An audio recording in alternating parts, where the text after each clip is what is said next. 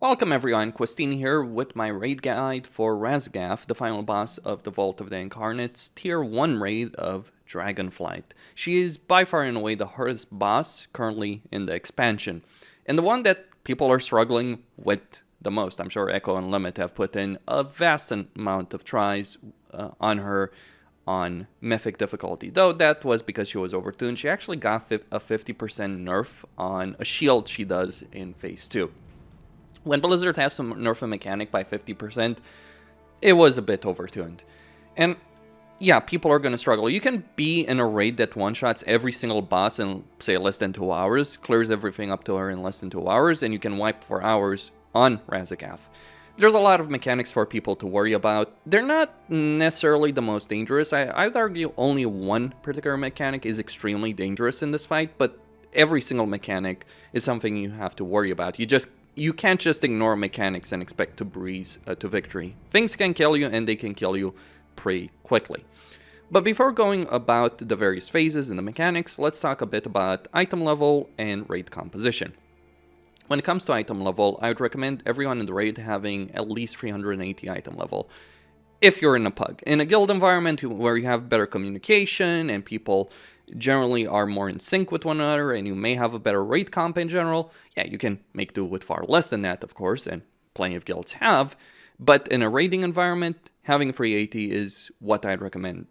Hell, even 385, actually, if you want to breeze to victory, or if you want to have a better chance. It's especially important, I'd argue, on DPSers, less so on healers, and far less so on tanks, at least from a survivability perspective, though obviously tanks do want to increase their damage, or their healing, or both, dependent on the class that they're playing. But either way, DPS matters and healing matters. Tanking actually far less so, though there are some things that do matter for tanks a great deal as well. A good tank can either give you a kill or ensure you wipe in the last phase when you should be breezing to victory if you've done everything correctly up until that point.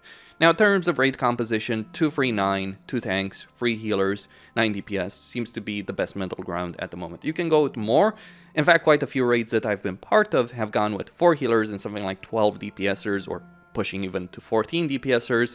But 2-3-9 seems to work the best. You have 3 healers, so in case one of them screws up, you have people to pick up the slack. I would generally not run with less than 3 healers, personally, on any boss, not just this one. So 2-3-9 is a good middle ground, I feel, when it comes to that. As for specific classes, try and have, obviously, each of them have all the buffs, have all the debuffs. Health stones can matter a great deal as well in this particular fight, because it can save people when they're about to die, because there are certainly some mechanics that can drop people to low HP, and then another mechanic comes along and just instantly kills them because healers haven't had the chance to heal up people by that point. Starting the fight in Phase 1, the first thing you're going to have to ask yourself is positioning. How should you position the boss? How should you position the raid? Where should you drop off some of the mechanics? There are certain pulls that people will spawn for a mechanic called Static Charge. So what she does is she puts circles on people, free circles generally, on people. And these circles are a debuff. When the debuff expires, people will spawn static fields. But the thing is, these are bombs. So when the debuff expires, people do damage to the entire raid based on proximity. The closer they are, the more damage the raid takes. And so how to position these is a big discussion. What I found works the best from my experience is the location where you land, where you enter the boss room, so to speak, is where you want the tanks to pull the boss close to an edge, basically. And the raid should stand right behind her, and they should drop these puddles, these static charges, these static fields, as far as they can from the raid. This way, the raid will take less damage, and crucially, the tanks themselves will take significantly less damage from these AoE. Though you may want to also consider the fact that having the static fields, the puddles as they're called, having those, at least one of them close to the raid, can offer you some DPS benefits. But there's no DPS race in Phase 1 at least of this fight, so you can actually afford to drop these static fields and these static charges. By the way, positioning is important related to the static charges and static fields. Now, another benefit of positioning the boss like this, where she's facing away from the raid and the raid is standing right behind her, is that she does a breath attack, where she'll do a breath on a random person. Can be a tank, can be someone else. Generally, she does it on a non-tank. So having the boss positioned facing away from the raid will give people an easy to understand tell that she's about to breathe on the entire raid, and so people can move away. Now, people don't have any excuse as far as I'm concerned to die to the breath, because it's very easy to spot it. But some people do struggle. There's, of course, other mechanics to worry about, and so they might be focused on some other things. Now, some other mechanics, she will do an ability called Volatile Current. These are smaller circles that she will do on every single person in the raid. And this, again, is a debuff, which will do damage, so don't stand in someone else's circle. But once that debuff expires, they'll spawn volatile sparks, orbs. These orbs need to be interrupted. Any CC interrupt, dispel, purge, whatever, will deal with them very easily. Everyone should interrupt their own spark. Everyone should deal with them. And some people should help out if they can. Like, once you've dealt with your own orb, pay attention to what's happening in the entire raid. If there's another orb next to you that's not getting dispelled, move there, dispel it, interrupt it, CC it, so it doesn't blow up the entire raid. Because a single spark can blow up the entire raid, do a significant amount of damage. And keep in mind, there's other abilities happening at the same time. Like, you can get the static charge happening soon thereafter, which static charge will do a great deal of damage. Tanks will swap at every stack of the tank debuff. Like pretty much every other boss, there's a tank swap mechanic. Electrified Jaws, it's called, until phase 3. Just swap on every single stack. Actually, you can swap while she's actually casting Electrified Jaws, so that the tank who just got the stack doesn't take a huge melee hit, and instead the tank with no debuff, or whose debuff is about to fall, is taking those melee hits instead. One of the most important mechanics, though, of course, is going to be Hurricane Wind. She'll do a knockback channel ability, and it's at this point where everyone wants to move from wherever they're standing to ensure that they have a puddle right behind them. You don't want to jump while you're in the puddle, because if you're jumping, you might get knocked by the wind. So the wind is a knockback, the puddles prevent you from being knocked back. So when she's casting Hurricane Wind, make sure you have your back to a puddle, or you're going to be knocked, or make sure you get knocked into a puddle, and start moving to the edge of the puddle. Don't leave the puddle. Once Hurricane Wind wing is finished, reposition properly. Set of static puddles should expire, a new set will spawn. Fairly easy to deal with. Obviously a bit more complicated in practice, considering there's several other mechanics to deal with. Also, there's small blue circles that are going to spawn throughout the entire fight called lightning strikes. Just avoid them. They can stun you for a short period of time. They won't necessarily do a lot of damage, but the stun can get you killed, like if you're walking into one of these lightning strikes while she's about to breathe on the entire raid. And that's phase 1. It lasts until she gets to 65%. You use Bloodlust in phase 1, it's that long of a fight that you will actually have it for the last phase, unless you're significantly overgearing the fight. If you do significantly overgear the fight, then obviously you would want to save Bloodlust potentially for the last phase. By the way, once the boss reaches 65%, she will go into there, basically become immune to damage, and she'll start casting a knockback on the entire raid. What you want to do at this point is have the raid split off into 2 groups.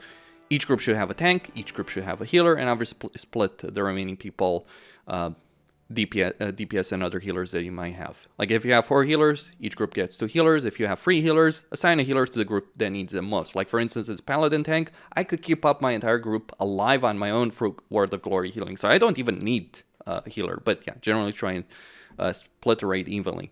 So what people do, they either move to the right or left, dependent on where their group is assigned. There's platforms to right and the left. You move to the edge of the southern platform where you start the fight. You move to the left or right edges of the platform where you're starting the fight. You wait to get knocked back. to the left or right platforms, and there you begin the intermission phase properly.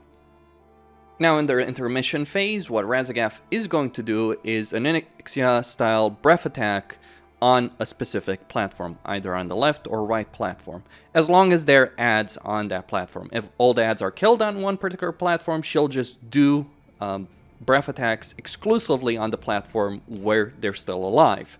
She'll alternate otherwise. Now on these platforms you have 3 elemental adds per platform, so 6 in total. They start out shielded, and you need to remove the shield by damaging it.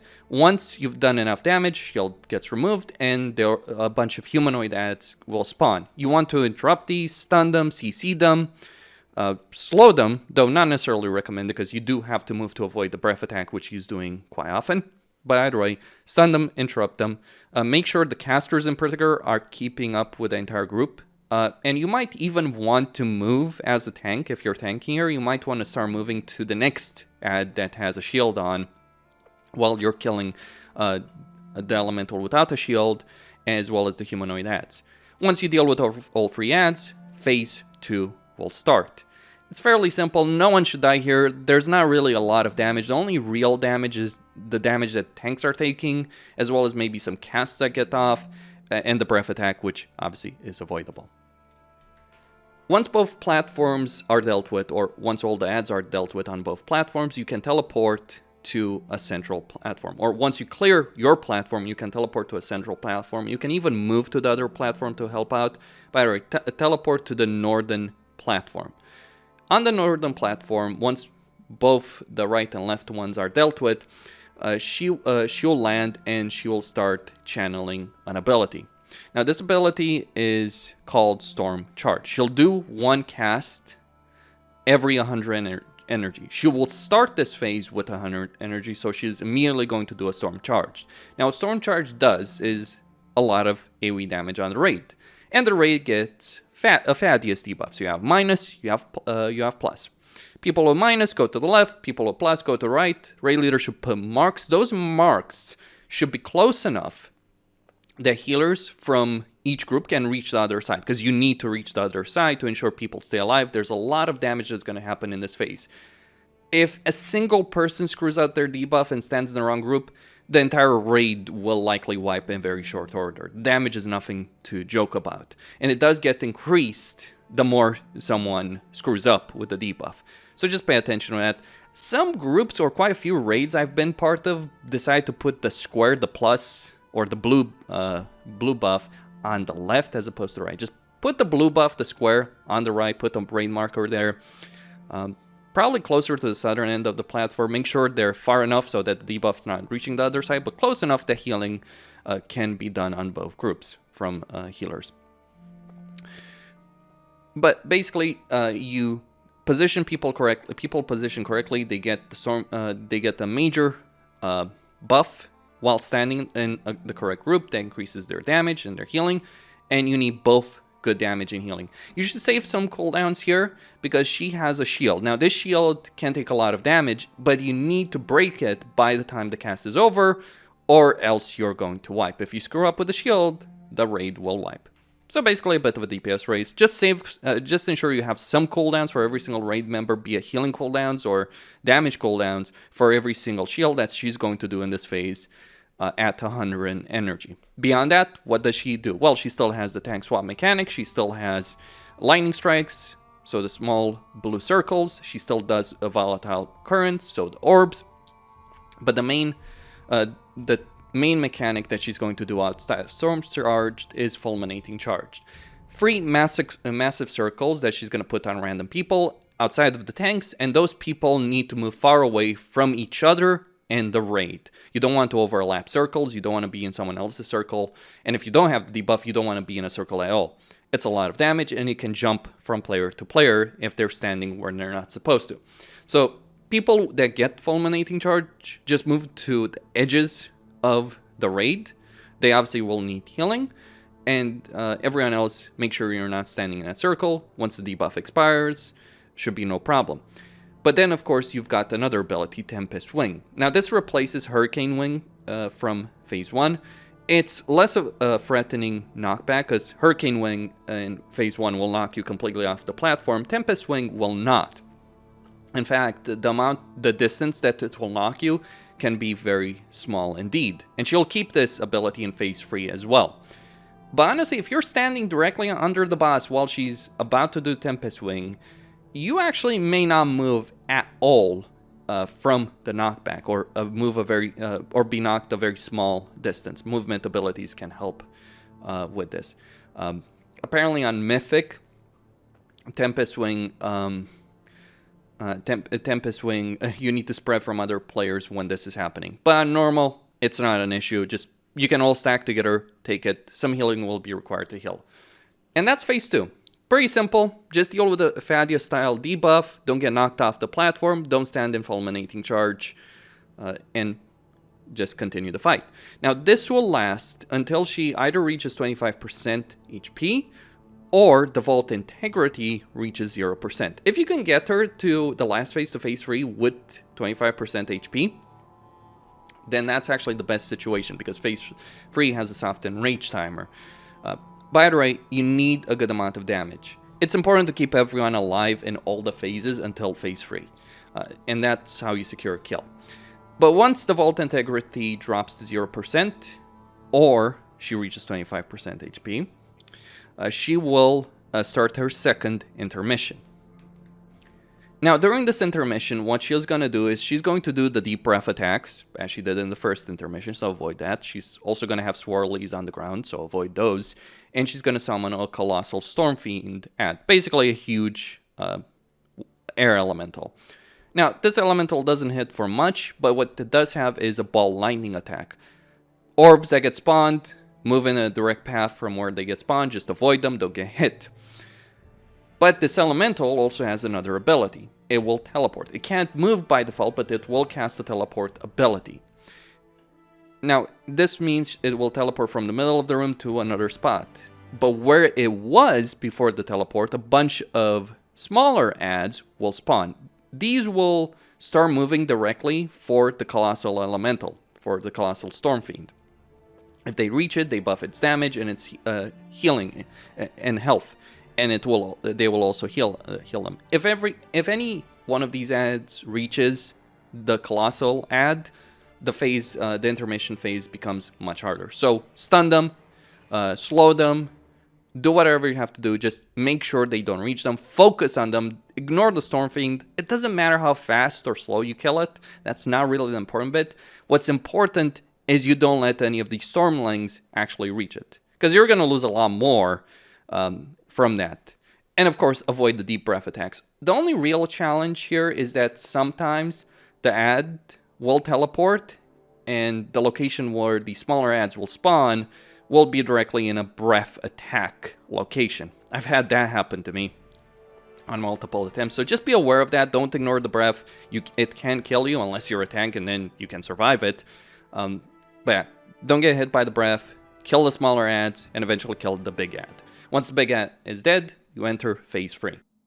Now in Phase 3, she will retain Volatile Current, and she is also going to retain the Fulminating Charge attack, as well as Tempest Wing. So she has the knockback, she has the Fulminating Charge, and she also has a different tank ability than the one we've been dealing with through the entire fight.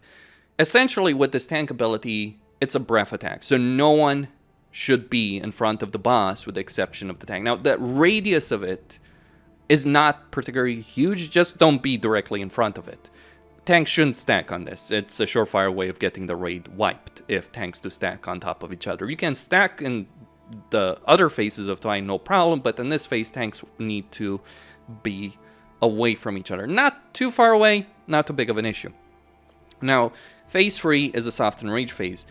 She'll start reducing the size of the platform where it's safe. She'll basically start spawning puddles from the edges of the platform all the way to the middle.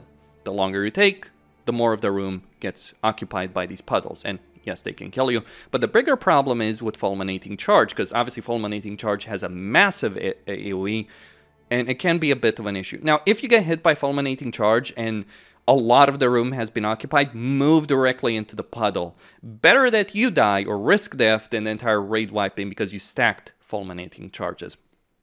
And obviously don't move. And obviously tanks especially should avoid it.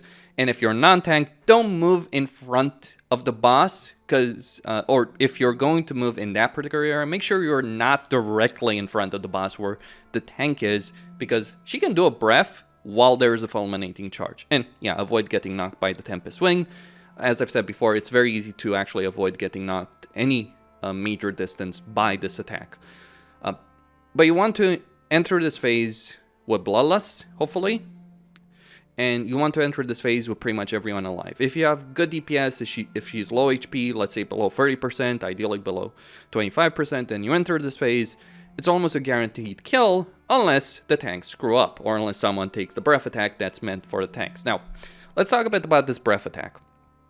So, the breath attack is called Thunderous Blast. Now, what it does is, it puts a short debuff on the tank that does a bunch of AoE damage dependent on how much damage the tank took. So tank cooldowns for every single special attack she does on tanks is essential. Use 1 or even 2 cooldowns if need be. Like, you should never take the full damage of a Thunderous Blast as a tank. It will apply a debuff once that second debuff gets applied, which increases the damage you're taking. That's the point you want to tank swap.